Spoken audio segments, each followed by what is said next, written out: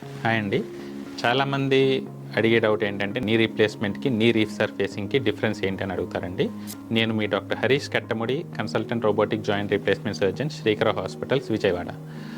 నీ రీప్లేస్మెంట్ అంటే మనం ఏదైతే కంప్లీట్గా అరిగిపోయిందో మోకాలు స్టేజ్ 4లో ఉంటే ఆ అరిగిపోయిన మోకాల్ని కంప్లీట్గా మార్చడాన్ని మనం టోటల్ నీ రీప్లేస్మెంట్ అంటామండి. నీ రీసర్ఫేసింగ్ ఇది చాలా తక్కువ కేసెస్లో చేస్తాము.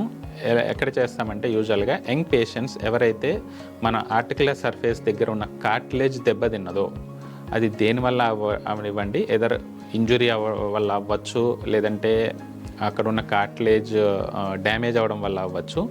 సో ఓన్లీ ఆ పర్టికులర్ పార్ట్ ఆఫ్ కార్టిలేజ్ని మనం తీసేసి వేరే దగ్గర ఉన్న నాన్ ఆర్టికులర్ సర్ఫేస్ దగ్గర ఉన్న కార్టిలేజ్ని తీసుకొచ్చి అక్కడ పెట్టడాన్ని మనం రీసర్ఫేసింగ్ అంటాం. సో మనం టోటల్ ఆ జాయింట్ నేమ్ డిస్టర్బ్ చేయము. ఓన్లీ జస్ట్ ఆ ఏదైతే మనం ఆర్టికులర్ సర్ఫేస్ దగ్గర అంటే ఒక బోన్ కాంటాక్ట్ ఉండే పార్ట్లో, కార్టిలేజ్ పార్ట్లో మనం వేరే దగ్గర నుంచి తీసుకొచ్చి ఇక్కడ కార్టిలేజ్ని మనం పొజిషన్ పెడతాం. సో దాన్ని నీ రీసర్ఫేసింగ్ అంటారు. ఇది either open or arthroscopy procedure ద్వారా చేసుకోవచ్చు. సో నీ రీప్లేస్మెంట్కి నీ రీసర్ఫేసింగ్కి డిఫరెన్సెస్ ఇది. Thank you.